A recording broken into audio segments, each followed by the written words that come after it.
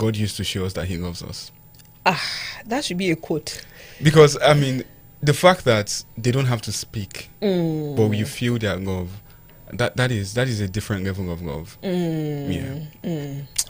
All right. So, you said that Duke sort of came into your life at the right time, but we've not talked about how he helped you heal. So can we get into that? How did he make you heal? So the first thing I learned from him was patience. Interesting. Okay. So because I had a temper due to everything I was going through, so I would always try and make him do stuff and, you know, scold him and say, oh, do it this way, do it that way. I noticed that he would never listen until I use a calm voice. Okay. Then he wouldn't listen. So he did not like, because dogs have a way of sensing your emotions. Yes. So he did not like when I was angry. So I had to learn, like, even when I'm trying to cry, I'll just say, Duke, just go there. Just enter there, you know. And he listened to that. So the first thing I learned was patience. And then another thing that he helped me do was he loved me unconditionally. It's a different thing when you're talking to someone and telling someone about your problem, and they are telling, oh, I can imagine, your own is even small, safe. Exactly. He would just stay there and listen. Like, he's just there. Like, he might not fully understand what I'm saying, but he knew that I was trying to say something. And that's all I needed at that point. I just needed someone to just listen and not compare or say, oh, if it was me, I would have done it like this. So, I mean, that was, for me, that was very healing. And that was very therapeutic for me. Yes. All right, talking about therapy, you know, people usually think that healing comes through therapy or conversations. You know, how did a dog heal you without saying a word? Was it just because he listened to you when you were calm? Okay, so I'm going to go maybe a little spiritual, but I think you can.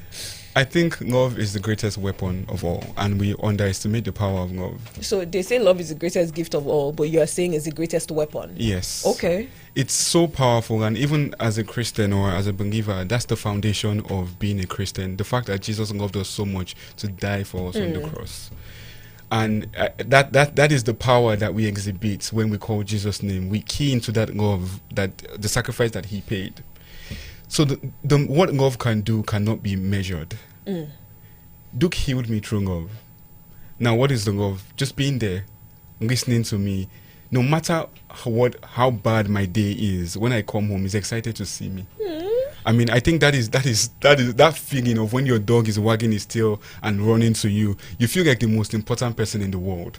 So every day, even with Lagos traffic, I was coming back to that. Like, I was sure of that excitement, and that just made my day better. All right, let's talk about what Duke has given you emotionally that maybe no human has given you. For me, I think the companionship a pet gives you is their whole life. So what that means is that their world revolves around you. Isn't that too much? So it depends on how you see it. It is too much if you're not willing to love them back that way. But if you are able, and that's why I tell people, before you get a pet, you need to be ready emotionally and mentally, because you're their whole world. Like, when they're sad, it's you they want to see. When they're happy, it's you they want to see. You're their God. You're their everything. So when you have someone love you like that, you realize that there's more to life than you. You know, there's someone to take care of. There's someone to think about. You just can't think about yourself. You know, you can be having a bad day, you're like, I'm so angry. And you look at a dog that he doesn't care about money or material things. He's just happy that I'm there. Like, that's his own, like, oh, like, daddy is here. And I think it makes you appreciate life more. When you take them on walks, you see them discovering new things, the excitement of being alive, you can see through them. And that just makes you realize that there's more to life than material things. Okay. Did loving Duke change the way that you started to see yourself? Yes. So before I had Duke, I was very, I was a bit all about myself, you know. Oh, do I look good? Do I look? But with Duke, I honestly do not care. Like, I still want to look good, but it's not priority. I'm just thankful to be alive. Like, I'm thankful to wake up every morning, you know, and see him by my side. And, you know, the little moments, we go on a walk, I get to feed him. He's okay. The things that we normally would take for granted because we're used to it. I think with him, I got to appreciate that more. Okay. And I suppose there are also days you look back at, you know, who you used to be and be like, yeah, I'm becoming somebody different now, and I love you for myself. It's people that started telling me that. Oh, really? Oh, yeah, you changed, though. You're not even, like, I remember my sister, because she has a degree in frustrating me. And she'd be like, you're not even angry. Like, I did it purposely to get you upset. And I'm like, oh, no, it's fine. Really? And she's like, okay. So that was the first thing. I think Duke taught me that sometimes people do things out of ignorance. It's not like they're meaning to hurt you. So he taught me how to forgive people, or how to forgive without even the person asking me for forgiveness. I realized that forgiveness is a gift that I give myself, not them. And I think Duke was the one that taught me that. Yeah. Is it safe to say that he saved your life? Oh, yes, he did.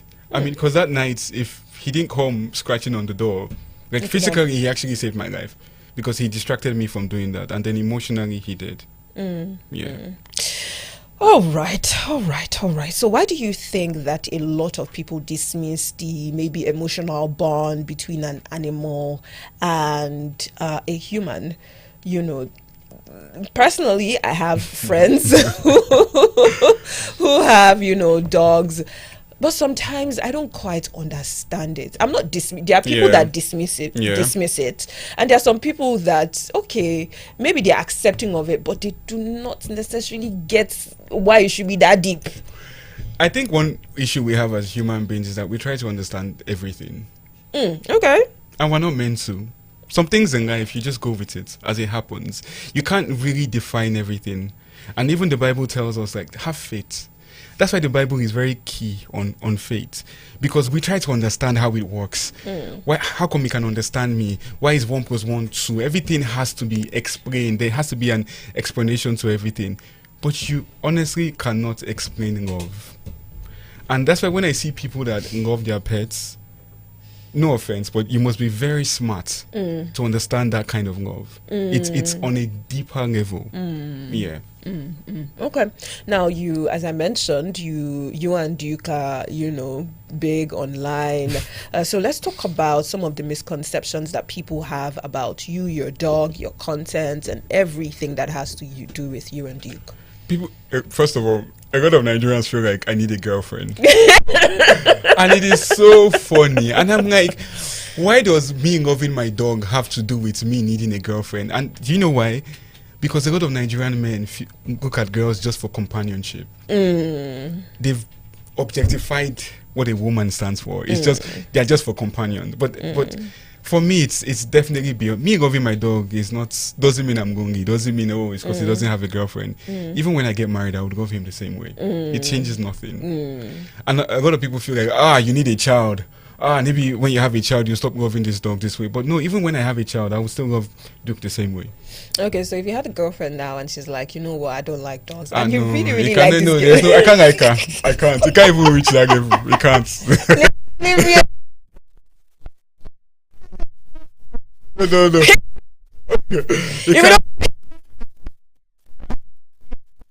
No. No. Like, even when brands approach me, I've had brands that try to objectify Duke.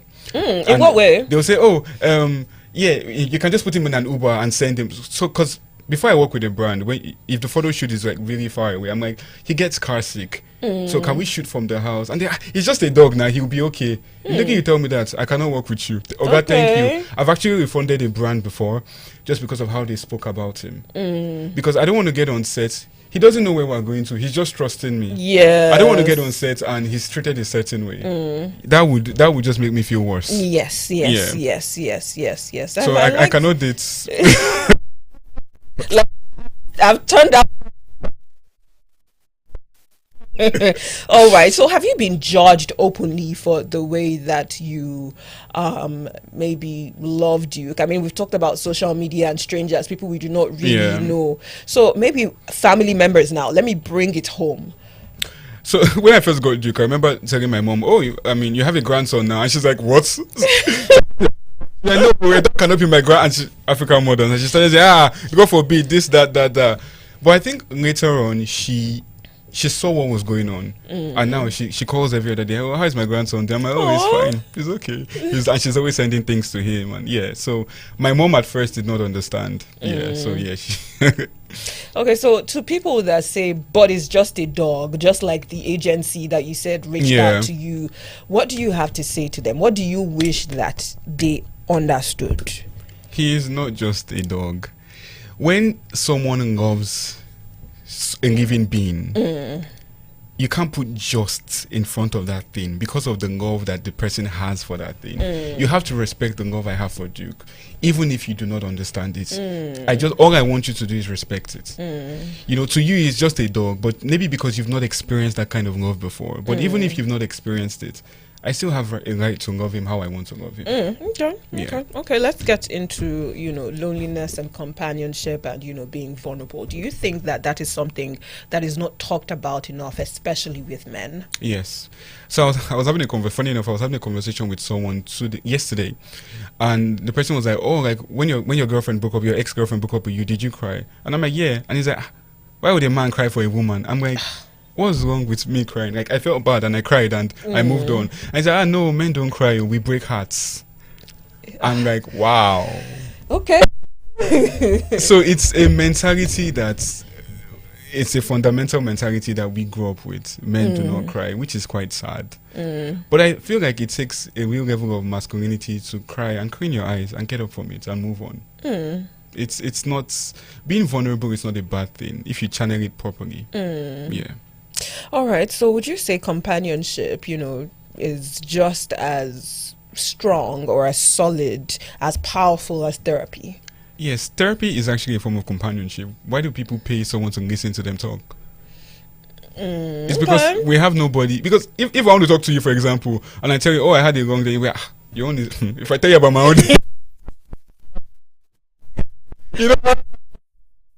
like with a therapist, you feel like you're not judged. You feel like someone is genuinely listening to you, and that's the same thing you get. If someone genuinely loves you, you will not be judged.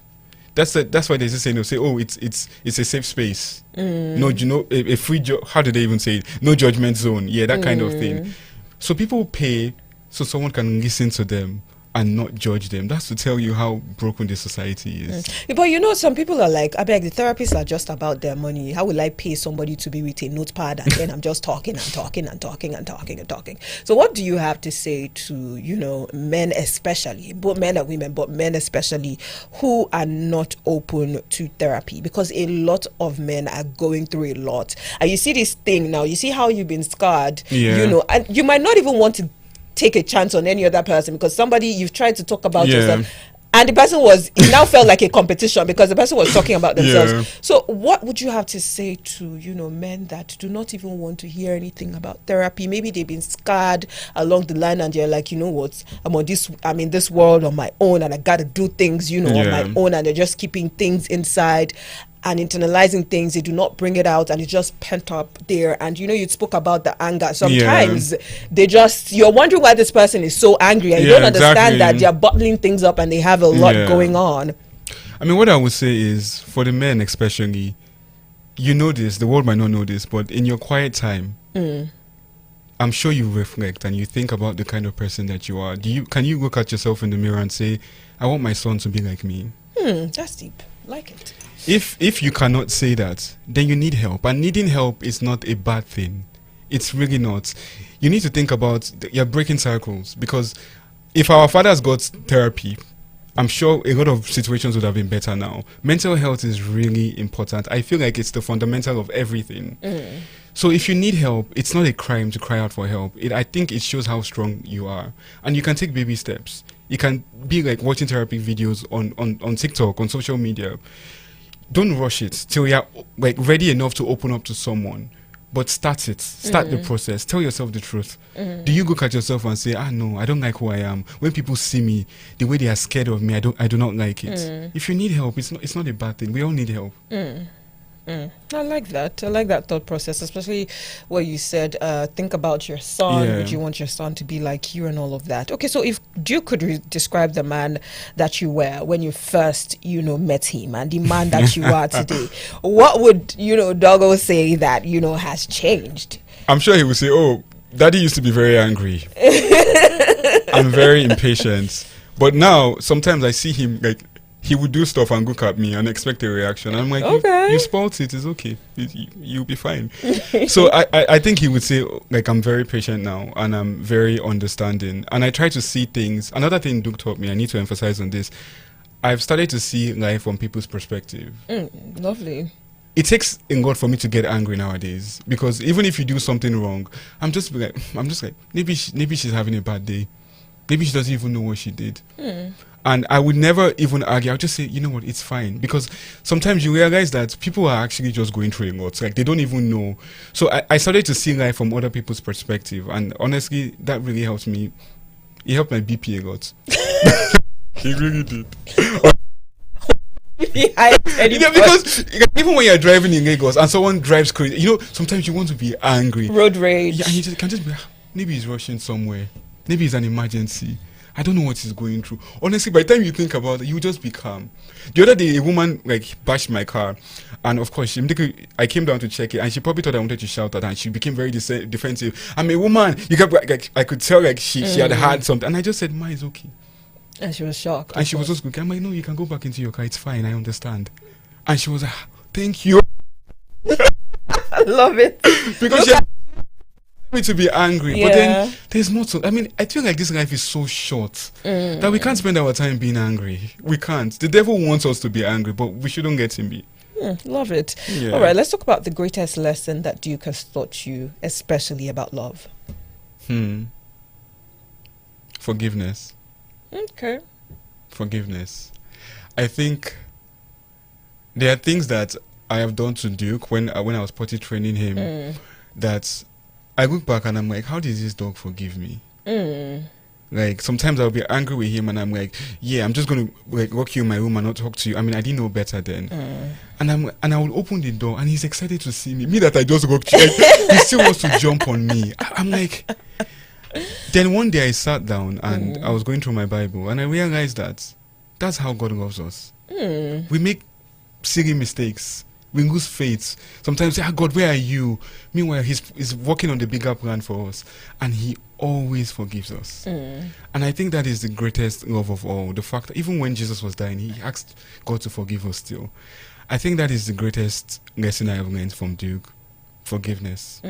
Yes. And I often do think of, let me just say No, talk about it. Online people say, what would you do when God calls Duke? And I think that's going to be my next question. When Duke is no more, what's gonna happen? And honestly, one thing I have learned from loving him is, it's sad, but it's true. As sad as it sounds, it's true. Grief is the price we pay for love. That is how you know I truly loved someone. Yeah. That's an interesting way to look at it. So, at what point did you forgive yourself? So I can't say it happened immediately. Of course, it's a process. Yeah, it was a process of. I saw how Duke looked at me. Like I was such a good person, and I didn't feel like a good person. But there's a way when someone looks at you like every day, like that. You start to see yourself as a good person, and you start to say, okay, maybe I can be better. Maybe there's more to life than me just blaming myself. And that's how I, slowly but surely I forgive myself. Yeah. I like that. Okay, so you preach a lot on love and forgiveness, and what would you say to anyone that does not necessarily believe in love/forgiveness? I would say, because some people judge. Yeah. But one thing I would tell them is, you see, the thing about grudges, when you hold them, you become angry, whether you want to admit it or not. Anytime you see the person that you're holding the grudge on, your heart will start to beat fast. Like, there's just that anger inside. One thing I would tell them is that life is short, and you only get to live once. It's better you do it well. The grudge is not worth it. Whatever you're angry about, forgive them, not for them, but for yourself. So let go. Yeah. Preach, pastor. All right. We've talked about, Duke not being here again, and you said grief is the price we pay for love. Okay, so what is one thing that he's going to leave with you when he's not here anymore? Forgiveness. Yes. Honestly, I think imagine if we were in a society where we forgive each other. Imagine where we would be. Imagine a marriage, for example, where there is so much forgiveness. But are you sure people would not take you for granted because they know that this one will forgive, don't worry. They will forget about it, So, don't worry. Very true. But the thing is that if someone genuinely loves you and they do something wrong and you forgive them, forgiveness does not come easily. It's a process that you guys will have to walk through together. And when they see what they did, the wrong, what he put you through, any person that loves you will not put you through that again. Okay, there is that. But trust me, human beings are beings. Now, finally, for someone listening this evening and feels, very heavy, maybe emotionally exhausted and just tired and doesn't know, where they can get healing from or where to even start, what would you want to tell them? What would you want them to hear from you? It's okay to be sad. It's okay to not know where you're going next, and it's okay to cry. The thing about life is we're not meant to have it all figured out. Sometimes we're meant to be confused. We're meant to fall. It's only when you fall that you can appreciate what it feels like to stand. So it's okay to be sad. It's okay to be down, but it's not okay to stay there. You have to be the strength that you need, and sometimes nobody will come to save you. You have to save yourself. That part. And it might not happen immediately. It's just little steps by waking up, eating, taking care of yourself. But things will always get better. Yeah. All right. Thank you so much, Oreoluwa. And Duke, if you're listening, thank you so much for what you did today. Serial Lagos, sometimes conversations that we think will be about one thing end up being about something even bigger. This evening wasn't just about a dog, it was about healing, loneliness, companionship, vulnerability, and the unexpected ways that life sometimes puts us the right kind of comfort in our path. Okay, so whether that comfort comes from family, friends, faith, therapy, or even a loyal companion like Duke rather, one thing is clear: healing doesn't always look the way we expect it to be. And a big thank you to my guest Oreoluwa for joining us today and of course sharing your personal journey.